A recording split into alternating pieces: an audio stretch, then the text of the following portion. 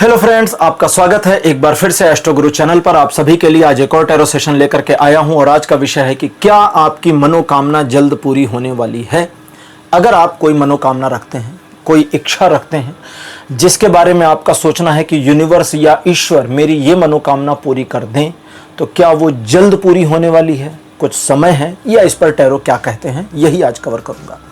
आज की रीडिंग के लिए दो पाइल्स को बनाया गया है जिनके सिंबल एक साथ आपके सामने आपकी स्क्रीन पर एक साथ दिखाए जा रहे हैं। Pile number 1 ace of cups और pile number 2 ace of pentacles. दो कार्ड्स आपके सामने आपकी स्क्रीन पर, दोनों में से जो अच्छा लगे उसे अपनी पाइल मानिए। अकॉर्डिंगली आज की रीडिंग को देखिए, ये आपके साथ रेजोनेट करेगी। हर बार की तरह इस बार भी टाइम स्टैम्प्स को डिस्क्रिप्शन और कमेंट सेक्शन दोनों जगह पोस्ट किया गया है ताकि आपको सुविधा रहे।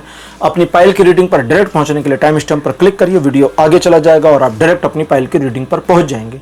मुझसे आज जो लोग पहली बार जुड़े हैं उनका एस्ट्रो गुरु चैनल पर मैं बहुत बहुत स्वागत करता हूं। आप सभी इस चैनल को सब्सक्राइब जरूर करिए, बेल आइकन भी प्रेस करिए, क्योंकि जब आप बेल आइकन प्रेस करते हैं तो नए वीडियोस की नोटिफिकेशन आपके फोन पर आनी शुरू हो जाती हैं। और मेरे रेगुलर व्यूअर्स और सब्सक्राइबर्स, आपके सहयोग और प्यार के लिए बहुत बहुत आभार। आगे बढ़ने से पहले आपको बता दूं कि मैं एक प्रोफेशनल एस्ट्रोलॉजर, एक प्रोफेशनल टैरो रीडर भी हूं। तो आपकी स्क्रीन पर यह नंबर जो आ रहा है इसके ऊपर आप संपर्क कर सकते हैं अगर आपको अपने लिए एक पर्सनल टैरो रीडिंग सेशन चाहिए या अपनी कुंडली मुझे दिखाना चाहते हैं। यह व्हाट्सएप नंबर है, तो इस पर कॉल नहीं करना है, इस पर मैसेज करिए। मैसेज के थ्रू सारी इंफॉर्मेशन मेरी टीम मेंबर आपको प्रोवाइड करेगी और आपकी हेल्प करेगी मेरे साथ आपके सेशन को बुक करने में। तो चलिए आज की रीडिंग को शुरू करते हैं और आपकी पाइल में मिलते हैं।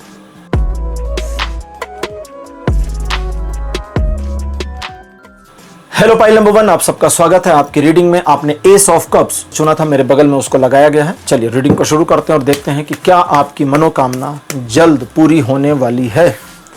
आपके लिए कार्ड नंबर 1 है page of swords. Second position पर आपके लिए है द हायरोफेंट। कार्ड नंबर 3 आपके लिए है 2 ऑफ सोर्ड्स। फोर्थ पोजीशन पर है एस ऑफ पेंटिकल्स और अंतिम कार्ड आपके लिए है 10 ऑफ पेंटिकल्स। अपनी मनोकामना को लेकर के अगर आप सही दिशा में अपेक्षित कर्म नहीं करते हैं तो ईश्वर आपकी मनोकामना को पूरा करने के लिए स्वयं अवतरण नहीं लेंगे। इसको ठीक से समझना पड़ेगा। बहुत लंबे समय से आपके दिल में चाहत या मनोकामना बनी है, एक इच्छा बनी है, उस पर आपने काम नहीं किया, ढंग से काम तो कभी नहीं किया।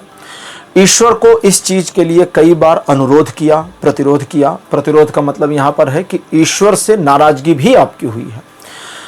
स्वयं को सही दिशा में अलाइन करने को लेकर के प्रयास करने का प्रयास किया,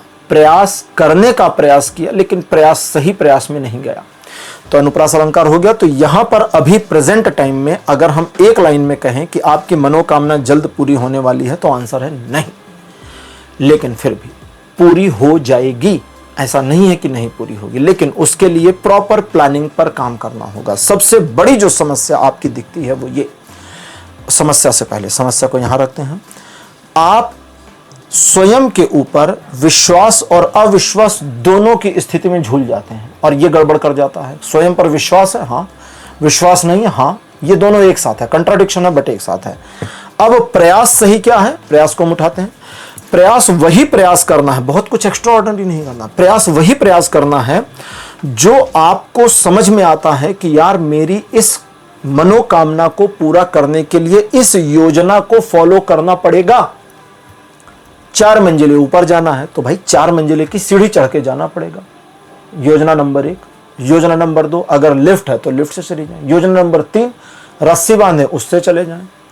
और बड़े टैलेंटेड हैं, पाइप लगी तो वो पकड़ के चढ़ जाइए। किसी एक योजना पर काम करेंगे ना, अब ऐसा थोड़ी होगा कि यहां ग्राउंड फ्लोर से 4th फ्लोर पे आप टेलीपोर्ट हो जाएंगे, नहीं होंगे, टेलीपोर्टेशन की पॉसिबिलिटी नहीं। अब योजना की बात करें, स्वयं की योजना पर विश्वास, आप कहेंगे हाँ मुझे तो विश्वास रहता है। अब अगली लाइन मजेदार, अविश्वास अधिक है विश्वास से ज्यादा।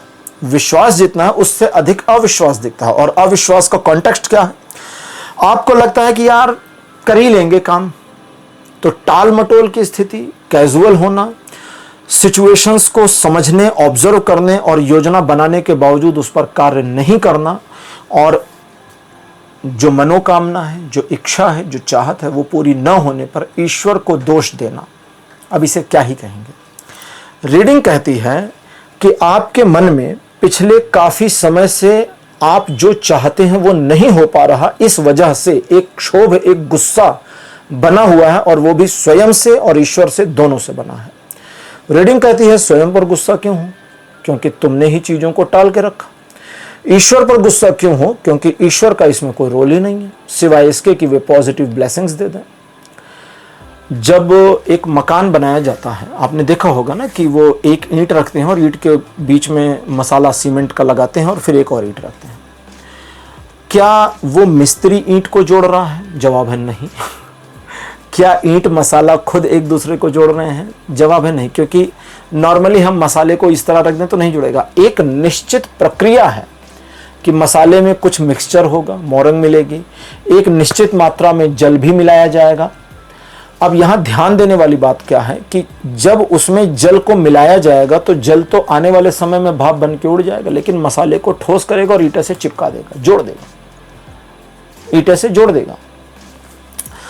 अभी मैं कहीं पर पढ़ रहा था तो उसमें था कि जो प्रकाश है, प्रकाश जब चलता है तो अगर प्रकाश किसी माध्यम से होकर जाए, किसी चीज के अंदर से होकर जाए, तो उस चीज में प्रकाश को टकरा कर इधर उधर निकलना चाहिए। लेकिन प्रकाश के लिए जो सबसे फास्टेस्ट वे है, सबसे तेज वाला रास्ता, प्रकाश उसी मार्ग को चुनता है, उसी मार्ग से पहले निकलेगा। तो प्रश्न यहां यह उठता है कि प्रकाश को कैसे पता कि यह वाला मार्ग सबसे तेज है? इसका कोई जवाब नहीं है, क्योंकि प्रकाश कोई जीव तो है नहीं, प्रकाश तो निर्जीव चीज है, मतलब कुछ भी नहीं है, नथिंग है ना, वो एक अवयव जैसा है, एक पार्टिकल जैसा है। तो particle, how can a particle know that this is the fastest way और इधर से ही निकलना है, दूसरे को अवॉइड कर दो? तो दूसरे मार्गों से बहुत मध्यम, कम प्रकाश निकल सकता है, या कहें तो रिफ्लेक्शन दिख सकता है, लेकिन एक दिशा में सबसे ज्यादा जाएगा जिस दिशा से सबसे तीव्र गति से निकल सकता है। इसी चीज को कहते हैं कि पदार्थों में, प्रकृति में, जीवों में, निर्जीवों में, सजीवों में जो ज्ञान है, वह ज्ञान देवी सरस्वती के ऑरा से, या कहें उनकी ऊर्जा से संचालित होता है। वह ऊर्जा जो इन सभी चीजों में ज्ञान भर रही है, हम उसे आइडेंटिफाई कैसे करेंगे? एक मिनट के लिए हम सरस्वती देवी को भी छोड़ते हैं, ठीक है, हम नाम नहीं देते भाई। कोई तो यूनिवर्स की एक एनर्जी है ना जो सभी प्राणियों में ज्ञान दे रही। चिड़िया अपना घोंसला बनाती, कोई ट्रेनिंग सेंटर में तो जाती नहीं है। एक चिड़िया है वो सिल के घोंसला बनाती है, उसका भी कोई ट्रेनिंग सेंटर नहीं है। एक चिड़िया है जो हिडन बनाती है, यानी कि उसमें 2 कंपार्टमेंट होते हैं। अगर कोई दूसरा जीव आए तो वो खाली कंपार्टमेंट में जाएगा, एक छुपा हुआ पीछे कंपार्टमेंट होता है जिसमें वो अपने अंडे रखती है और खुद जाकर सो जाती है। तो इतनी समझ कहां से आ रही है? ये तो जेनेटिक में है। अब अगर जेनेटिक में है तो उन्हीं कलाकार जो खुद को समझदार कहें, उनसे अगर ये सवाल पूछ लें कि भाई जेनेटिक में है, तो यार हजारों साल से तो इंसान पढ़ाई करता आ रहा है, तो ये पढ़ाई हमारे जेनेटिक्स में क्यों नहीं घुस गया कि भैया बच्चा पैदा उसको ABCD नहीं सिखाना, काका गागा नहीं सिखाना? हाँ, भारत तो हजारों साल से है ना। अगर हम भारत की बात करें, चलो अगर हम प्राचीन इतिहास में नहीं जाते, मोटा मोटा लेते हैं, तो पिछले 4000 साल से तो मानवता है और 4000 साल से हर देश में लोग रह रहे हैं। तो मोटा मोटा एक जगह पर लोग पिछले कम से कम 1000-2000 साल से तो रह रहे हैं। तो वहां के बच्चों में तो जेनेटिक उस लैंग्वेज का ज्ञान आ जाना चाहिए था, लेकिन वो नहीं आया। क्यों? क्योंकि मानव की बुद्धि सीखने के लिए अलग तरीके से उसी ईश्वर की ऊर्जा ने बनाई है, जिसमें मानव अपने ज्ञान को अपने हिसाब से मॉडिफाई करेगा। चिड़िया नहीं कर सकती, वो वही करेगी। जानवर नहीं कर सकते, शेर वही करेगा जो उसकी पीढ़ियां करती आई हैं, हिरन वही करेगा जो उसकी पीढ़ियां करती हैं, कुछ नहीं करेगा। लेकिन हम इंसान वो करने के लिए स्वतंत्र हैं जो हमारी पीढ़ियों ने नहीं किया है। हम कुछ और भी कर सकते हैं। तो ईश्वर के प्रति इस भाव में आना कि ईश्वर मुझे समझ देंगे, ठीक है, इस भाव में आना कि ईश्वर मुझे समझ देंगे। आपको ईश्वर से अपने आप को ना निराश करना चाहिए, ना ईश्वर के प्रति शिकायत वाले भाव में आना चाहिए, क्योंकि वे न्यूट्रल हैं। अगर आप अपनी योजना पर पॉजिटिवली काम करें तो उनकी शक्तियां आपको सपोर्ट करेंगी। अगर आप काम नहीं करें तो ना करने में भी शक्तियां सपोर्ट करेंगी। अगर आप आलसी हो जाएं तो उस आलस में भी सपोर्ट करेंगी। कभी ध्यान दिया होगा, घर में बैठे रहिए, कोई काम करने का मन नहीं, तो बड़ी देर तक कोई काम करने का मन नहीं होता, क्योंकि यूनिवर्स की एनर्जी उस चीज में लग गई। अगर उसी आलस के दौरान, उसी लेजीनेस के दौरान आपने कहा नहीं मुझे फलाना काम करना है, तो एनर्जी बदल गई, ठीक है, एनर्जीज चेंज हो जाती हैं। तो यहां आपके लिए है कि आप अपनी मनोकामना पूरी करने के लिए जो भी अभी प्रयास किए हैं वो अभी तक नल एंड वाइड माने जाएंगे। आपको थोड़ा इंप्रूवमेंट और लाने की जरूरत है। आज के ओरेकल देख लेते हैं, ओरेकल यौगिक पाथ, और देखते हैं कि आपके लिए और एडिशनल मैसेज क्या है, आपको क्या करना और क्या नहीं करना चाहिए। पहला कार्ड आपके लिए है ओजस। सेकंड पोजीशन पर आपके लिए है देवी छिन्नमस्ता। थर्ड नंबर पर है राधा।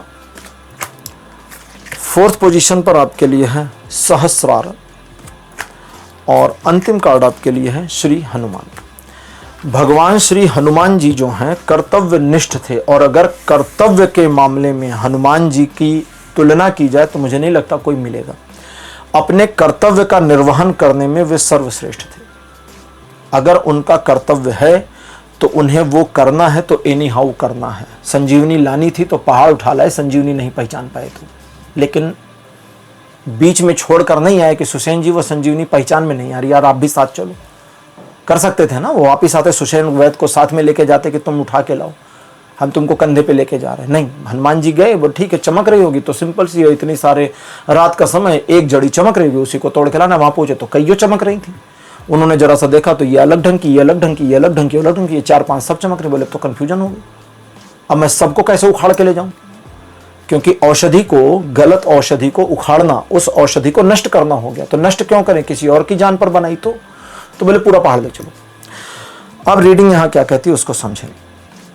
आपकी जो मनोकामना है, जब अब ओजस और देवी छिन्नमस्ता, आपकी जो मनोकामना है वो अगर आपसे भिन्न है तो फिर पूरी कैसे होगी? आपके प्राण में आपकी मनोकामना बसनी चाहिए। जब तक मनोकामना भी एक ऊर्जा है, एक एनर्जी है, पूरा यूनिवर्स एनर्जी पर चलता है। मनोकामना जब तक ऊर्जा के रूप में आपके भीतर नहीं बहेगी, आपके प्राण का हिस्सा नहीं बनती, तब तक आप उस मनोकामना को अपनी, अब 1 2 3 कार्ड, प्राण चेतना से आबद्ध नहीं कर पाएंगे, यानी जोड़ नहीं पाएंगे। और अगर आप जोड़ नहीं पाते तो आप वह नहीं कर पाएंगे जो करना चाहते, खाली प्लानिंग करेंगे, पोस्टपोन करेंगे, जो अभी तक आपका चल रहा है। Plan postpone, plan postpone, plan postpone, plan postpone, टालते चलो, टालते चलो, टालते चलो, और मनाते चलो कि हे प्रभु ये हो जाए, हे प्रभु वो हो जाए, हे देवी ये हो जाए, हे देवी वो हो जाए। ठीक है, अर्जुन को भी युद्ध स्वयं करना पड़ा था, भगवान कृष्ण उसके लिए लड़े नहीं थे, उन्होंने सिर्फ सारथी का काम किया, मार्ग दिखा दिया, लेकिन आगे अर्जुन को बढ़ना पड़ा। तो आपको भी यही करना पड़ेगा। और जब आपकी मनोकामना आपके प्राणों में बहनी शुरू होगी तो आप देखेंगे कि आप, अब सिम्टम क्या है, ऑटो अलाइन हो रहे हैं। एक होता है ना कि खुद को धक्का लगाना पड़ रहा है, फिर नहीं, धक्का नहीं लगाना पड़ा, आप ऑटो अलाइन हैं अपने कार्य को करने के लिए। फिर तत्परता आ जाएगी, फिर आलस खत्म हो जाएगा। और एक बार जब यह तत्परता आपको प्राप्त हो जाए, कर्तव्य निष्ठता का बोध करते हुए अपने कार्य को करिए, और आपकी मनोकामना इन टाइम, अब टाइम आ रहा है, इन टाइम यानी समय सीमा के भीतर कंप्लीट होगी। और समय सीमा भी कौन कहते हैं? जो आप जेन्युइनली समझ और निर्धारित कर पा रहे हो। जैसे फॉर एग्जांपल आपने समझा कि भाई मेरा ये मनोकामना, इसे पूरे होने में अभी 2 साल का समय लगेगा, अगर मैं मेहनत करूं तो भी। ठीक, अब यहां लॉजिकली आपको समझ में आ गया कि भाई 2 साल लगेगा, लेकिन आपने कहा नहीं यार 2 महीने में हो जाए। अंदर पता है 2 महीने में पॉसिबल नहीं है, तो नहीं होगा। जो जेन्युइनली आपको समझ में आ रहा है कि अगर हम प्रयास करें, ईश्वर की शक्तियां मुझे सपोर्ट करें, तो इतने टाइम में, 2 साल में, साल में, 6 महीने में, 1 महीने में, 10 साल में, वॉटेवर जो भी है, अलग अलग हर एक का, उतने में पूरा होगा। तो सचमुच पूरा हो जाएगा। इसे करिए और इसका लाभ उठाइए। पाइल नंबर 1 आपकी रीडिंग कंप्लीट हो गई है। आज की रीडिंग आपको कैसी लगी? अपने एक्सपीरियंस, अपने अनुभव कमेंट सेक्शन में जरूर लिखिए। इस वीडियो को लाइक करिए, शेयर करिए, और चैनल को सब्सक्राइब करना बिल्कुल मत भूलिएगा। अगले वीडियो में आपसे फिर मिलूंगा, तब तक के लिए बाय बाय।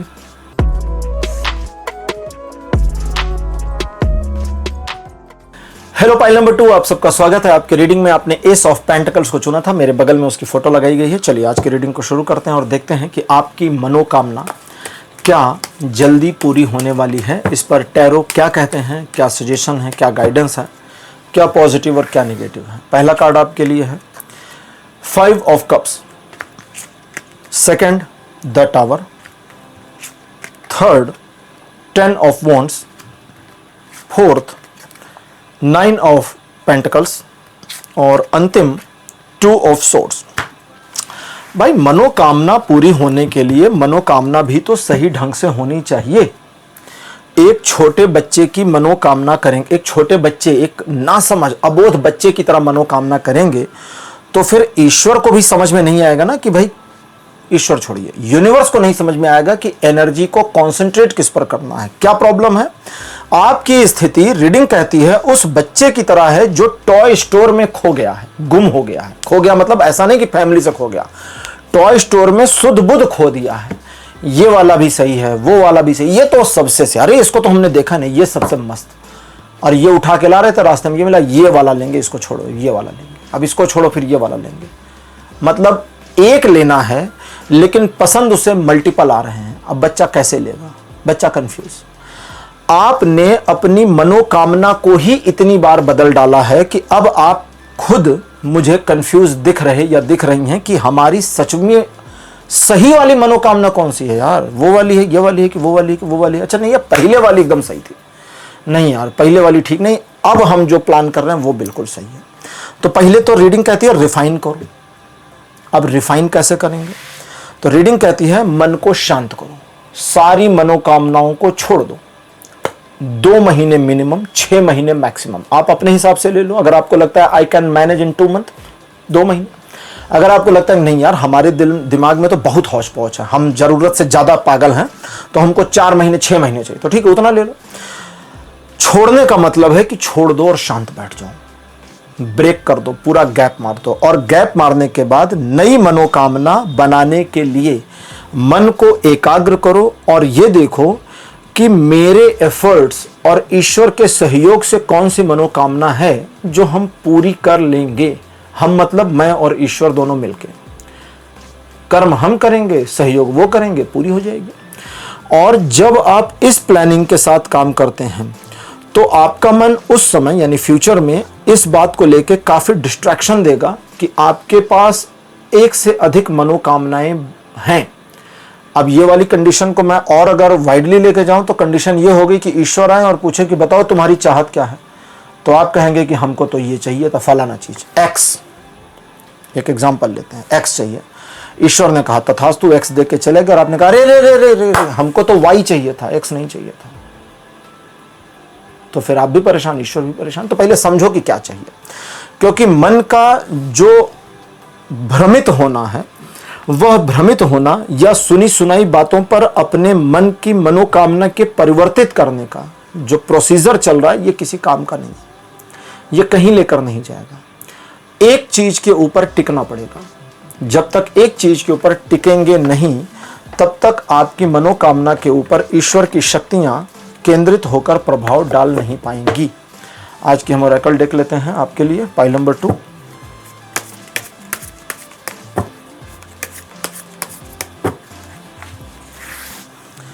पहला कार्ड आपके लिए है सत्व। 3 तरह के गुण होते हैं, सत्व, रज और तम, तो ये सत्व गुण है। सेकंड पोजीशन पर आपके लिए है रजस, अब ये रज गुण आ गया। 3rd नंबर पर आपके लिए देवी दुर्गा। 4th पोजीशन पर आपके लिए है प्राण। प्राण का मतलब यहां पर लाइफ नहीं है, प्राण का मतलब है प्राण ऊर्जा। प्राण ऊर्जा क्या है? हम जब सांस लेते हैं तो ऑक्सीजन लेते हैं, तो विज्ञान बताता है, लेकिन एक मरे हुए इंसान की बॉडी में कितना भी ऑक्सीजन डालिए नहीं चलती है। जरूर कुछ ऐसा है जो मिस हो गया, जो कनेक्ट नहीं हो रहा है। होता है ना, जैसे भाई बिजली का तार है, आप तार को कनेक्ट करिए, करंट आ गया, लाइट चल गई, जो भी इक्विपमेंट है जल गया, लेकिन तार तो जोड़ रहे हैं, लेकिन तार के अंदर दौड़ने वाला करंट, इलेक्ट्रिसिटी अगर ना रहे तो आप तार को कितना भी जोड़िए प्रभाव नहीं होगा। तो ऑक्सीजन निमित्त है, ऑक्सीजन वायर की तरह है, निमित्त है जो प्राण को लेकर चलता है, प्राण ऊर्जा का संचालक है। प्राण ऊर्जा को पकड़ नहीं सकते, उसको किसी मशीनरी से जांच नहीं सकते, ठीक है। तो वही प्राण ये है, और इसी वजह से चूंकि इसे प्राण कहते हैं, इसीलिए जब लोग पुराने समय में मर जाते थे, डेथ होती थी, तो बोलचाल की भाषा में क्या कहते थे कि प्राण पखेरु उड़ गए, प्राण छूट गए। प्राण छूट गए मतलब प्राण के साथ कनेक्टिविटी खत्म हो गई। प्राण के साथ जैसे ही कनेक्टिविटी खत्म होगी, कनेक्टिविटी, शरीर गिर जाएगा, शरीर धराशायी हो जाएगा, शरीर रह नहीं सकता। बिना प्राण के। अच्छा, 5वां कार्ड है सीता, देवी सीता, माता सीता। चलिए जी, 5 कार्ड्स अपीयर। अब हम देखते हैं क्या आपकी मनोकामना जल्द पूरी होने वाली है। आज की हमारी ये रीडिंग थी।